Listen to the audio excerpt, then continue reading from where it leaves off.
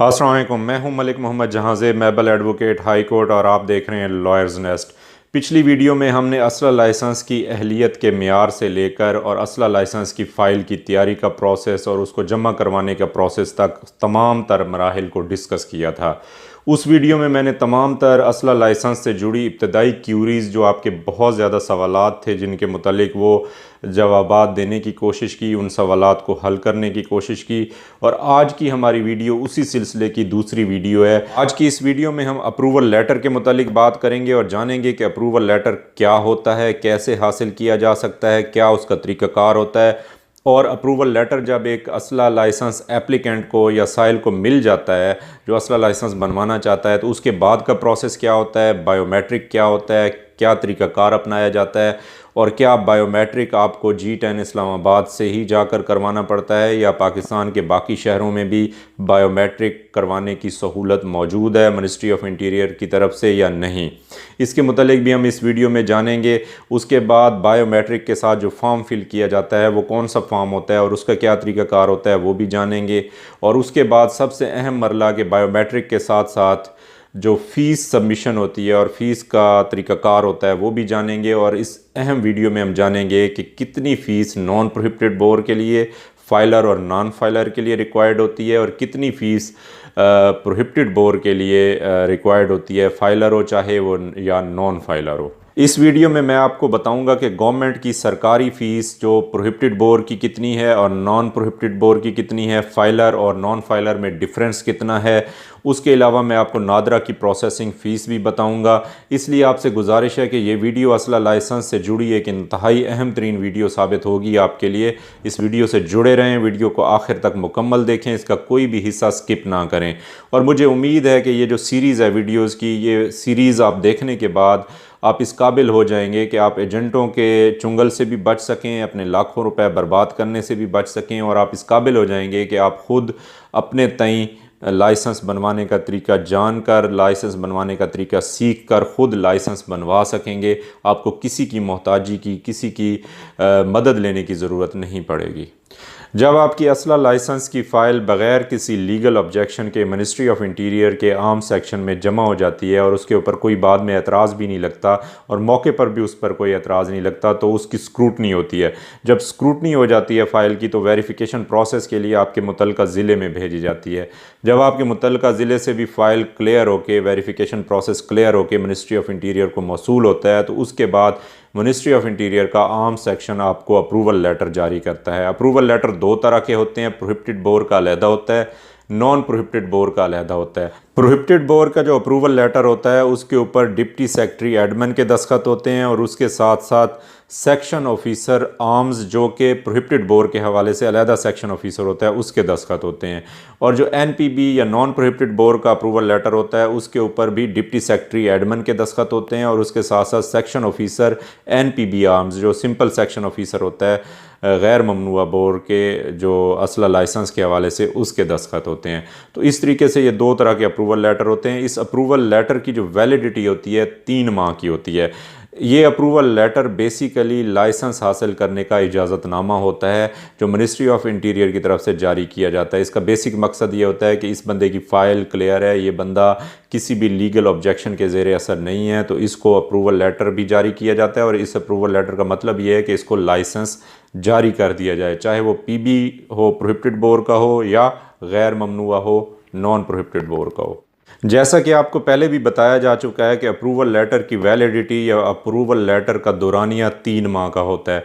3 माह के अंदर अंदर आपने नादरा की स्पेसिफाइड ब्रांचेस से जाकर बायोमेट्रिक वेरिफिकेशन करवानी होती है। अब यहाँ ये इंतहाई अहम सवाल उठता है कि क्या बायोमेट्रिक वेरिफिकेशन के लिए इस्लामाबाद ही जाना पड़ता है या फिर नादरा की हर फ्रेंचाइज से, हर ब्रांच से बायोमेट्रिक वेरिफिकेशन हो सकती है, या अगर इसके अलावा कोई नादरा की मखसूस ब्रांचेस हैं तो वो कौन सी हैं।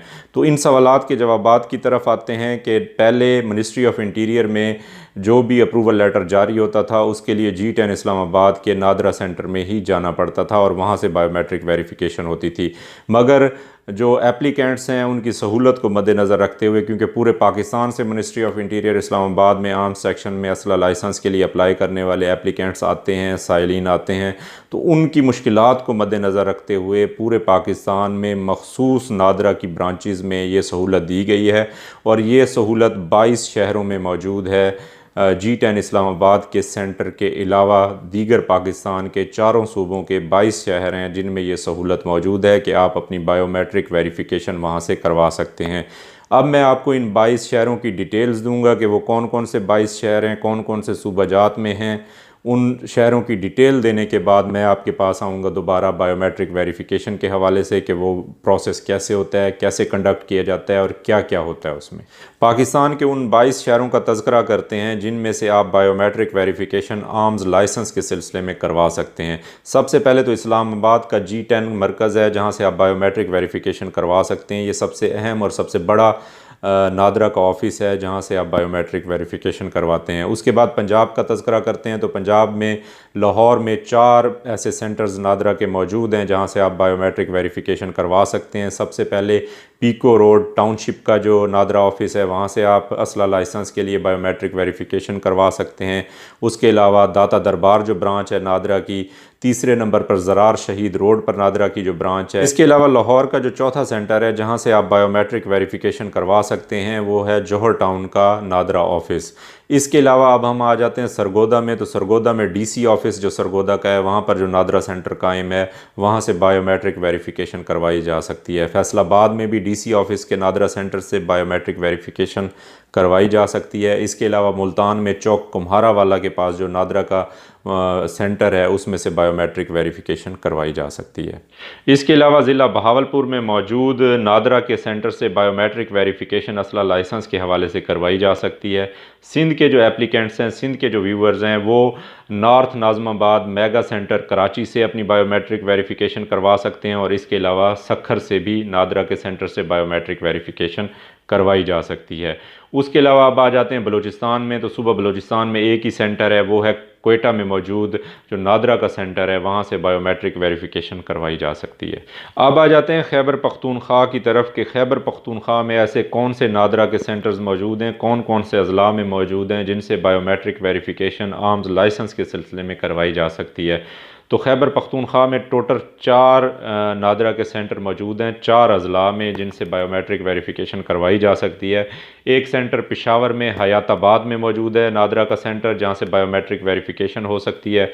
उसके अलावा सवात में मौजूद नादरा ऑफिस से हो सकती है। तीसरा जो अहम सेंटर है वो डेरा इस्माइल खान का है जहाँ से बायोमेट्रिक वेरिफिकेशन करवाई जा सकती है। और चौथा सेंटर एबटाबाद का है, वहाँ से भी नादरा के जो सेंटर है उसमें से बायोमेट्रिक वेरिफिकेशन करवाई जा सकती है। इसके अलावा पंजाब के जो दीगर अजला हैं उनसे भी बायोमेट्रिक वेरिफिकेशन हो सकती है। उनमें जो सबसे अहम अजला हैं वो मंडी बहाउद्दीन का नादरा ऑफिस है, वहाँ से बायोमेट्रिक वेरिफिकेशन हो सकती है। साहिवाल से हो सकती है, गुजरात से हो सकती है, बहावलपुर से हो सकती है, राजनपुर से हो सकती है। नादरा का बायोमेट्रिक वेरिफिकेशन के सिलसिले में जो आखिरी और 22वां जो सेंटर है वो है ज़िला गुजरात में, वहाँ से आप बायोमेट्रिक वेरिफिकेशन करवा सकते हैं। ये पाकिस्तान में मौजूद 22 सेंटर्स हैं जो पाकिस्तान के मुख्तलिफ सूबाजात के मुख्तलिफ अजला में कायम किए गए हैं जहाँ से आप बायोमेट्रिक वेरिफिकेशन करवा सकते हैं। अब बायोमेट्रिक वेरिफिकेशन का प्रोसेस क्या होगा, किस तरह कंडक्ट होगा, उसकी तरफ आते हैं। आपने अपने नज़दीकी करीबी सेंटर से जब आपको अप्रूवल लेटर मिल जाएगा, वो अप्रूवल लेटर लेकर और अपना ओरिजिनल CNIC साथ लेकर वहाँ जाना है। आपका CNIC एक्सपायर ना हो। यहाँ एक बात याद रहे कि जब आप वहाँ पर जाएंगे और अपना अप्रूवल लेटर दिखाएंगे तो हो सकता है कि वो नादरा वाले आपको ये कह दें कि आपकी ऑनलाइन वेरिफिकेशन नहीं हुई, मतलब इस अप्रूवल लेटर की ऑनलाइन मेल हमें नहीं आई। तो वो फिर आप ऐसा करें कि कुछ दिन वेट कर लें, कुछ दिन के बाद चले जाएं, या फिर G10 इस्लामाबाद में जाकर वहाँ से ऑनलाइन मेल अपनी वहाँ पर फॉरवर्ड कराएं या मिनिस्ट्री ऑफ इंटीरियर के ऑफिस जाकर मेल फॉरवर्ड करवाएं ताकि आपका बायोमेट्रिक प्रोसीजर या प्रोसेस कंडक्ट किया जा सके। तो जब वो आपकी मेल ऑनलाइन हो जाएगी, वेरीफाई वो कर लेंगे, आपने वहाँ पर जाकर सिर्फ अप्रूवल लेटर देना है और CNIC दिखाना है, तो आपका बायोमेट्रिक प्रोसेस शुरू हो जाएगा। आपके अप्रूवल लेटर को ऑनलाइन वेरीफाई करने के बाद आपको एक फ़ॉर्म दिया जाएगा जिसको फिल करके आपने नादरा के सेंटर में जमा करवाना है। ये फॉर्म मिनिस्ट्री ऑफ इंटीरियर की वेबसाइट पर भी मौजूद है, वहाँ से डाउनलोड किया जा सकता है। वहाँ से डाउनलोड करके आप पुर करके अपने साथ भी ले जा सकते हैं। दूसरा, नादरा की फ्रेंचाइज़ में, नादरा की ब्रांच में भी ये फॉर्म मौजूद होता है। तो ये फॉर्म वही फॉर्म है जिसका जिक्र मैंने अपनी पिछली वीडियो में किया था, जिसके मुतालिक मुतअद्दिद सवालात किए गए कि क्या ये जो फॉर्म है मिनिस्ट्री ऑफ इंटीरियर की वेबसाइट पर मौजूद है, फ़ाइल की तैयारी के साथ इसको पुर करके फ़ाइल के साथ लगाना चाहिए, लगाना होता है या नहीं लगाना होता। तो मैंने आपको कहा है कि इस फॉर्म की अभी कोई ज़रूरत नहीं है, आगे चलकर मैं आपको इस फॉर्म के मुतालिक बताऊँगा। तो ये वही फॉर्म है जिसको आपने फिल करके नादरा के ब्रांच में बायोमेट्रिक वेरिफिकेशन के वक्त जमा करवाना होता है। तो ये फॉर्म पुर करके आपको बायोमेट्रिक वेरिफिकेशन के वक्त नादरा की फ्रेंचाइज़ में जमा करवाना पड़ेगा। और हमारे जो व्यूअर्स हैं जो कम पढ़े लिखे हैं या जो पढ़े लिखे बिल्कुल भी नहीं हैं, तो उनको चाहिए कि बायोमेट्रिक वेरिफिकेशन करवाने के लिए अपने साथ किसी पढ़े लिखे अपने करीबी अजीज़ अकारिब को साथ लेते जाएँ, ताकि वहाँ पर फॉर्म फिल करते वक्त आपको कोई प्रॉब्लम पेश ना आए। बायोमेट्रिक वेरिफिकेशन का सबसे अहम और सबसे आखिरी प्रोसेस जो है वो है फ़ीस जमा करवाना। फ़ीस नादरा के सेंटर्स में, ये जो स्पेसिफ़िक सेंटर्स हैं, इनमें मैनुअली जमा होगी। प्रोहिबिटेड बोर के लिए अलहदा होगी, नॉन फाइलर और फाइलर के लिए प्रोहिबिटेड बोर में अलहदा फ़ीस है। नादरा की प्रोसेसिंग फ़ीस अलहदा होगी, सरकारी फ़ीस अलहदा होगी। इसके बाद आ जाएगी नॉन प्रोहिबिटेड बोर की कैटेगरी, मतलब गैर ममनुआ बोर की कैटेगरी, उसमें भी नादरा की प्रोसेसिंग फ़ीस अलहदा होगी और सरकारी फ़ीस अलहदा होगी। फाइलर के लिए अलहदा होगी, नॉन फाइलर के लिए अलहदा होगी।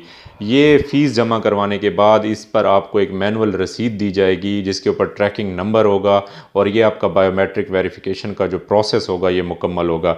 इस प्रोसेस की 4 चीज़ें हैं जो इंतहाई अहम है। सबसे पहले अप्रूवल लेटर की कॉपी, उसके बाद CNIC की कॉपी, उसके बाद फ़ीस की सबमिशन, और चौथी चीज़ फॉर्म को फिल करके सबमिट करवाना। ये 4 चीज़ें बायोमेट्रिक वेरिफिकेशन के लिए ज़रूरी हैं और ये 4 चीज़ें इस मरहले को मुकम्मल कर देंगी। वीडियो इंतहाई तवील हो गई है। वीडियो की तवालत को मद्देनज़र रखते हुए मैं इसको इख्तिताम की तरफ ले जाना चाहूँगा, क्योंकि मेरे व्यूअर्स और अक्सर दोस्तों ने भी ये कहा है कि वीडियो को ज़्यादा तवील मत किया करें, इसलिए उनके मशवरे को मद्देनज़र रखते हुए मैं वीडियो को यहाँ पर इख्तिताम पज़ीर करूँगा। अगली वीडियो में जो इस सिलसिले की इंतहाई अहम वीडियो है, उसमें सबसे पहले मैं आपका मोस्ट डिमांडिंग क्वेश्चन जो आपने मुतअद्दिद मरतबा पूछा कि फ़ाइलर और नॉन फाइलर की फ़ीस कितनी है, सरकारी फ़ीस कितनी है और नादरा की प्रोसेसिंग फ़ीस कितनी है, तो इस सीरीज़ के अगली वीडियो में मैं इंशाल्लाह आपको नादरा की प्रोसेसिंग फ़ीस, चाहे वो फाइलर हो, नॉन फाइलर हो, प्रोहिबिटेड बोर हो, नॉन प्रोहिबिटेड बोर हो, वो भी बताऊँगा, और उसके अलावा जो सरकारी फ़ीस का स्ट्रक्चर है वो भी बताऊंगा। उम्मीद है आपको आज की वीडियो पसंद आई होगी। आज की वीडियो पसंद आने की सूरत में इसको लाइक करके, कमेंट करके असलह के शौकीन हजरात और असलह के लाइसेंस बनाने वाले एस्पायरेंट्स की तरफ ये वीडियो ज़रूर पहुँचाएँ। एप्लीकेंट्स जो हैं, जो साइलिन हैं, जो असला लाइसेंस बनवाना चाहते हैं, उन तक ज़रूर शेयर करें ताकि उनके देरपा और देरीना मसाइल हल हो सकें। और जो दोस्त हमारे चैनल पर नए हैं उनसे गुजारिश है कि हमारे चैनल को सब्सक्राइब करके बेल आइकन प्रेस करके घंटी का बटन ज़रूर दबा दें ताकि नोटिफिकेशंस ऑन हो जाएं और हमारी आने वाली हर नई वीडियो उन तक बर वक्त पहुँच सके। मिलते हैं एक और नई वीडियो के साथ, तब तक के लिए अल्लाह हाफिज़। जीते रहें, आबाद रहें।